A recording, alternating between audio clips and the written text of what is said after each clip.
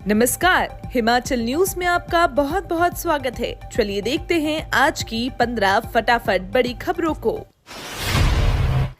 पहली बार पच्छाद पहुंचे CM Sukhu, one वाटिका helipad का किया लोकार्पण, बोली ग्रामीण अर्थव्यवस्था की मजबूती है उद्देश्य। हिमाचल निर्माता डॉक्टर वाई.एस. परमार के गृह क्षेत्र पच्छाद में पहली बार मुख्यमंत्री बनने के बाद पहुंची मुख्यमंत्री सुखविंदर सिंह सुक्खू के कवाग गधार में 3 लोकार्पण किए। मुख्यमंत्री ने कवाग गधार में नवनिर्मित शिव प्रतिमा, वन विभाग के नीचे पार्क और हेलीपैड का लोकार्पण किया। इसके बाद मुख्यमंत्री ने भुरसिंह महादेव मंदिर में आशीर्वाद लिया। उसके बाद जनसभा को संबोधित करते हुए मुख्यमंत्री ने कहा कि प्रदेश सरकार का उद्देश्य ग्रामीण अर्थव्यवस्था को मजबूत करना है। हिमाचल सरकार ने 3,000 अध्यापकों की बेच वाइज भर्ती की, 3,000 की प्रक्रिया जारी। मुख्यमंत्री ठाकुर सुखविंदर सिंह सुक्खू ने आज सिरमौर जिले के पच्छाद विधानसभा क्षेत्र के तहत भूरेश्वर महादेव मंदिर में शीश नवाया और मेले का शुभारंभ किया। उन्होंने मंदिर परिसर में भगवान शिव की नई प्रतिमा का अनावरण किया और वन वाटिका भूरेश्वर के साथ क्वागदार हेलीपैड का भी लोकार्पण किया। इस अवसर पर एक जनसभा को संबोधित करते हुए मुख्यमंत्री ने कहा कि राज्य सरकार ने व्यवस्था परिवर्तन से हिमाचल प्रदेश को आत्मनिर्भर बनाने का संकल्प लिया है और अनेक सुधारों को परिणाम स्वरूप प्रदेश की अर्थव्यवस्था सही दिशा में आगे बढ़ रही है। अब कागज के नहीं प्लास्टिक कार्ड बनेंगे, टिकटिंग मशीन में दर्ज होगा हर यात्री का रिकॉर्ड। एचआरटीसी की बस में सफर करने वाले हर एक यात्री का रिकॉर्ड होगा। निगम के श्रेणी कर यात्रियों को अभी तक कागजी पास उपलब्ध करवाता रहा है, जिन्हें अब प्लास्टिक कार्ड दिया जाएगा, जिससे मशीन में स्वाइप करने की सुविधा होगी। रियायती पास और निःशुल्क सफर करने वालों के लिए प्लास्टिक कार्ड ही इस्तेमाल होगा। नेशनल कॉमन मोबिलिटी कार्ड की तरह ही कार्ड होगा। इसे RIDF नाम दिया गया है। परिचालकों के पास जो टिकटिंग मशीनें हैं उसमें इसे स्कैन होगा। इससे पूरा डेटा निगम के पास आएगा कि बसों में कितने लोग रोजाना रियायती पास और निःशुल्क सफर कर रहे हैं। हिमाचल में जल्द स्थापित होंगे सेमीकंडक्टर बनाने वाले उद्योग, 5,000 को मिलेगा रोजगार। हिमाचल में सेमीकंडक्टर बनाने वाले उद्योग स्थापित होंगे। इस पर सरकारी स्तर पर मंथन शुरू हो गया है। सरकार का मानना है कि युवाओं का IT सेक्टर की तरफ रुझान बढ़ गया है। ऐसे में सरकार ऐसे उद्योग स्थापित कर हिमाचल के युवाओं को रोजगार देना चाह रही है। पहले चरण में 1,000 से अधिक को प्रत्यक्ष और 5,000 को अप्रत्यक्ष तौर पर रोजगार दिया जाएगा। सेमीकंडक्टर बनाने वाली कंपनियों ने मुख्यमंत्री सुखविंदर सिंह सुक्खू को प्रस्ताव भी सौंपा।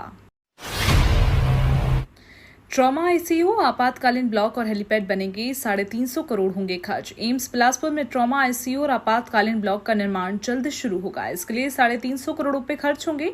नया ब्लॉक अत्याधुनिक उपकरणों और सुविधाओं से लैस होगा। इसमें 300 बिस्तरों की क्षमता होगी। ये ब्लॉक पूरी तरह से ट्रॉमा और आपातकालीन मामलों के इलाज के लिए रहेगा। नए ट्रॉमा ICU और आपातकालीन ब्लॉक में अत्याधुनिक चिकित्सा उपकरणों का इस्तेमाल होगा।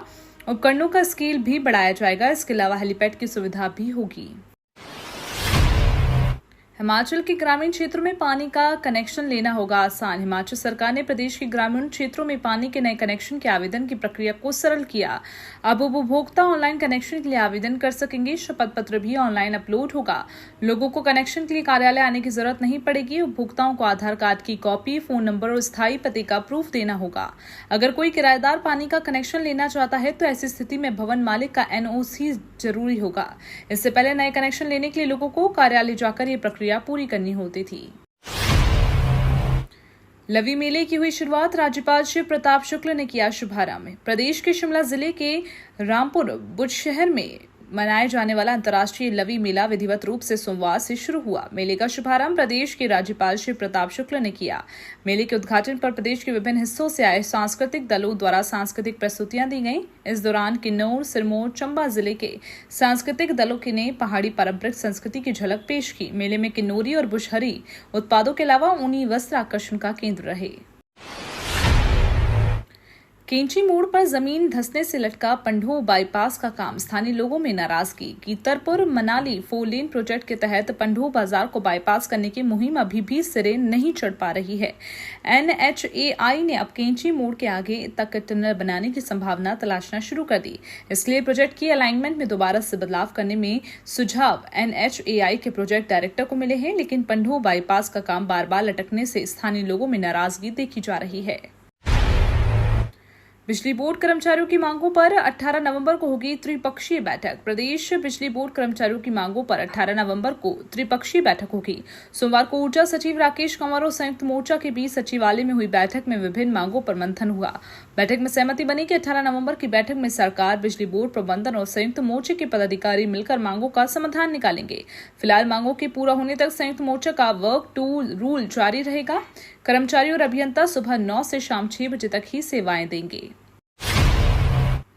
शिक्षा बोर्ड ने भरी ऊंची उड़ान मास्टर ट्रेनर मुहैया करवाने वाला देश का पहला बोर्ड बना। प्रदेश स्कूल शिक्षा बोर्ड ने नई राष्ट्रीय शिक्षा नीति के तहत प्रश्न पत्र तैयार करने वाले मास्टर ट्रेनर वाला देश का पहला एजुकेशन बोर्ड बन गया। देश की राजधानी दिल्ली में आयोजित परख कार्यक्रम में हिमाचल की कई राष्ट्रीय शिक्षा नीति के प्रयासों का सराहा गया।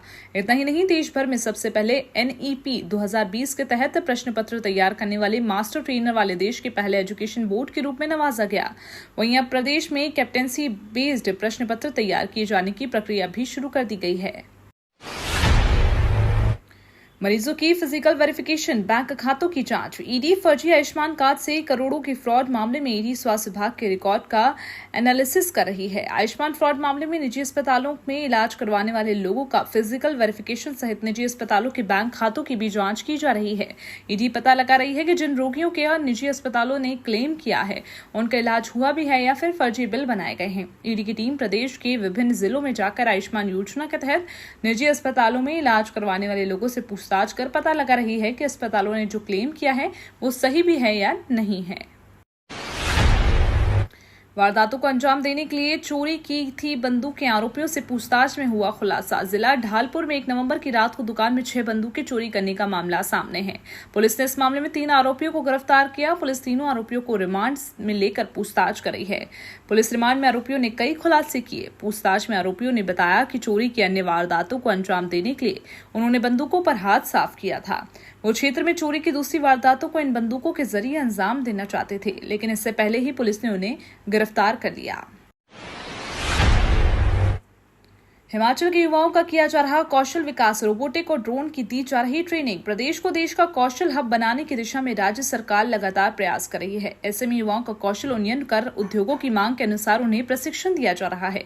इसी कड़ी में राजकीय हाइड्रो इंजीनियरिंग महाविद्यालय बंदला में डिग्री कोर्स कंप्यूटर साइंस एवं इंजीनियरिंग के तहत AI और डेटा साइंस, राजकीय बहुतकनीकी संस्थान रोहडू में कंप्यूटर इंजीनियरिंग और IoT डिप्लोमा कोर्स और राजकीय बहुतकनीकी संस्थान चंबा में मेकाट्रॉनिक्स डिप्लोमा कोर्स जैसे नए पाठ्यक्रम शुरू किए गए हैं। सिलेंडर ब्लास्ट, 2 मंजिला मकान राख, 10 लाख का नुकसान, बेघर हुआ परिवार। शिमला की चेली पंचायत के गड़ावग में आग की घटना में 2 मंजिला मकान जलकर राख हो गया। मकान में बने 8 कमरे जलकर खाक हो गए। हालांकि मकान में आग लगने के कारण का अभी तक पता नहीं चल पाया।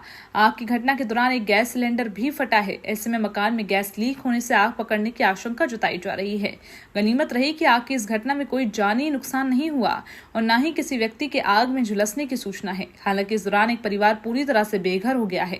आग की इस घटना में 10 लाख रुपए का नुकसान भी हुआ है। शिव परियोजना के रुके काम तेजी से होंगे पूरे। प्रदेश में शिवा परियोजना के तहत रुके हुए काम तेजी से करने के निर्देश दिए गए। हाल ही में बागबानी विभाग के सचिव C पाल रासू ने इस परियोजना की समीक्षा बैठक की, जिसमें अब तक कितने फल हो चुके हैं और किसान कैसे इसका कारोबार कर रहे हैं, इसकी विस्तृत जानकारी है। इस परियोजना का रिजल्ट आना शुरू हुआ है, जिसे लेकर अधिकारियों ने सचिव को जानकारी दी है। इस परियोजना के तहत लगाए गए पौधों में सैंपल फ्रूट भी आ गया है। बागबान खुद इन फलों को बेच रहे हैं। ये तो थी आज की 15 बड़ी खबरें। डेली खबरों से अपडेट रहने के लिए चैनल को सब्सक्राइब करना बिल्कुल ना भूलें। धन्यवाद।